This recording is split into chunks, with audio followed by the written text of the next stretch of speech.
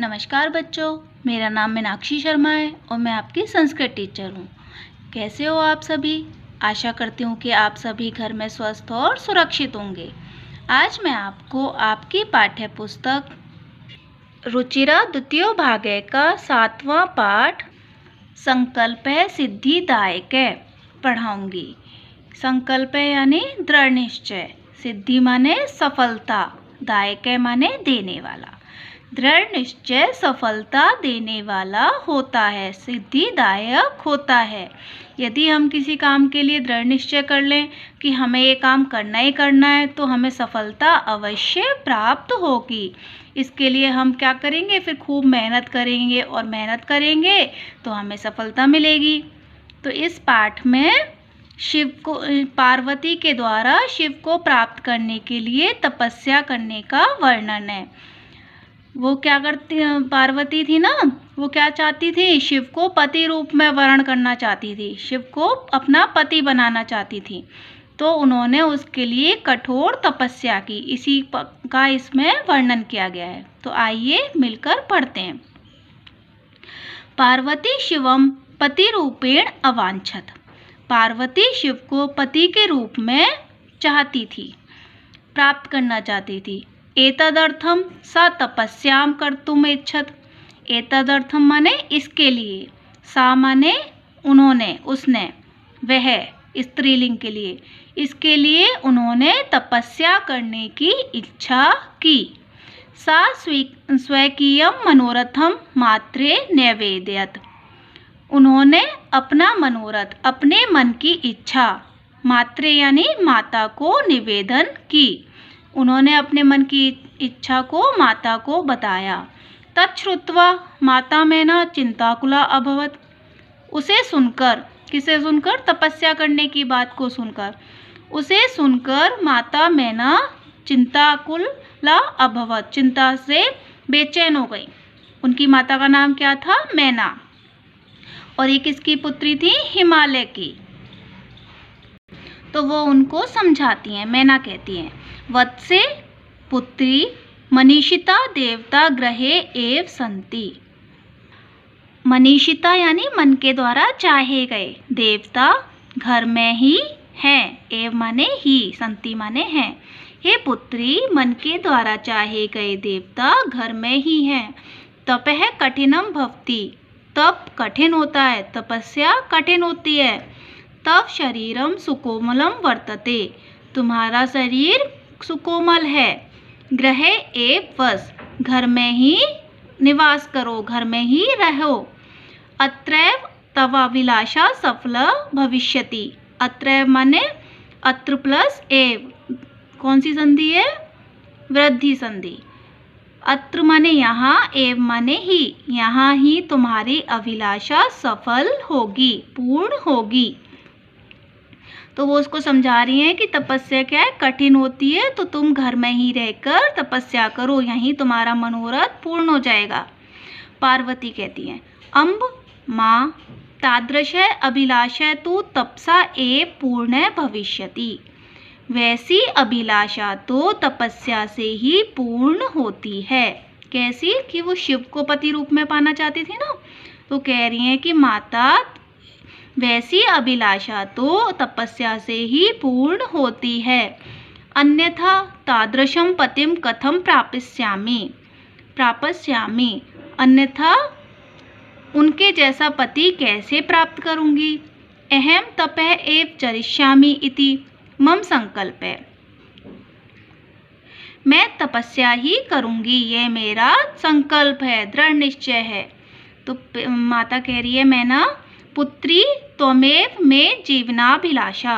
पुत्री, तुम ही मेरी जीवन की अभिलाषा हो। तो पार्वती कह रही है, सत्यम, सत्य है, ठीक है। परम मम मनः लक्ष्यम प्राप्तुम आकुलितम वर्तते। पर मेरा मन लक्ष्य को प्राप्त करने के लिए आकुलित यानी बेचैन है। उनका लक्ष्य क्या था? शिव को पति रूप में प्राप्त करना। तो कह रही हैं कि ठीक है, पर मेरा मन लक्ष्य को प्राप्त करने के लिए व्याकुल है। सिद्धिम प्राप्य पुनः तवेव शरणम आगमिष्यामि। सफलता को प्राप्त करके पुनः तुम्हारी ही शरण में आ जाऊंगी। तव, तवेव में कौन सी संधि है? वृद्धि संधि। तव प्लस एव। अद्य विजया साकम गौरी शिखरम गच्छामि। अद्य में कौन सी संधि है? अद्य प्लस एव, वृद्धि संधि। अद्य माने आज, एव माने ही। आज ही विजया के साथ गौरी शिखर जाती हूँ। विजया कौन है? उनकी सहेली है, सखी है। आज ही विजया के साथ गौरी शिखर जाती हूँ। ततः पार्वती निष्क्रामति। तब पार्वती निकल जाती हैं। पार्वती मनसा वचसा कर्मणा च तपः एव तपति स्म। पार्वती मन, वचन और कर्म से तपस्या ही तपती है, तपस्या ही करती हैं। कदाचित रात्रौ स्थंडिले कदाच्यम शिलायाम स्वपिति स्म। एकदा विजया अवदत्। कदाचित यानी कभी, रात्रि में, स्थंडिले यानी खाली भूमि पर, नंगी भूमि पर, केवल भूमि पर ही, और कभी शिला पर सोती थी। एकदा विजया अवदत्। एक बार विजया बोली। विजया, सखी तब पह प्रभावात हिंस्र पशवो अपि तव सखाय जाते पंचाग्नि व्रतमपि त्वम अतपः पुनरपि तव अभिलाषा नापूर्ण अभवत्। सखी, तपस्या के प्रभाव से हिंसक पशु भी अपि, ये अवग्रह चिन्ह है, आ, इसको आ का अवग्रह चिन्ह बोलते हैं। आ का रूप होता है ना। सखी, तपस्या के प्रभाव से हिंसक पशु भी तुम्हारे मित्र हो गए हैं। तुमने पंचाग्नि व्रत का भी तुमने तपस्या की है, पंचाग्नि व्रत का भी पालन किया है। पुनः अपि तव अभिलाषा न पूर्ण अभवत्। फिर भी तुम्हारी अभिलाषा पूर्ण नहीं हुई। पार्वती, अयि विजय किम न जानासि मनस्वी कदापि धैर्यं न परित्यजति अपि च मनोरथानाम अगति न अस्ति। अयि विजय, अरे विजया, क्या नहीं जानती हो कि मनस्वी लोग या तपस्या करते हैं जो कभी भी धैर्य को नहीं छोड़ते हैं, मतलब अंत समय तक भी उनका धैर्य बना रहता है। अपि च मनोरथानाम अगति नास्ति। अपि च और भी, च माने और, अपि माने भी, और भी मनोरथ के लिए अगति ना अस्ति, गतिहीनता नहीं है। विजया, त्वं वेदम अधीतवती। तुमने वेदों का अध्ययन किया। यज्ञम संपादितवती, यज्ञों को संपादित किया। तपः कारणात् जगति तप प्रसिद्धि। तपस्या के कारण तुम संसार में प्रसिद्ध भी हो गई। अपर्णा इति नामना अपि त्वं प्रथिता। अपर्णा ऐसे नाम से भी तुम पुकारी जाने लगी, प्रसिद्ध हुई। पुनरपि तपस्य फलम नैव दृश्यते। फिर भी तपस्या का फल नहीं दिखाई देता है। अपर्णा क्यों कहा गया था? क्योंकि वो जब तपस्या कर रही थी तो उन्होंने एक एक पत्ता भी नहीं खाया था। अपर्णा, पर्ण से रहित, एक पत्ता भी नहीं खाया था, इसलिए उनका नाम क्या पड़ गया था? अपर्णा। पार्वती, अयि आतुर हृदय, अरे व्याकुल हृदय वाली, कथम त्वं चिंतिता, तुम चिंतित क्यों हो?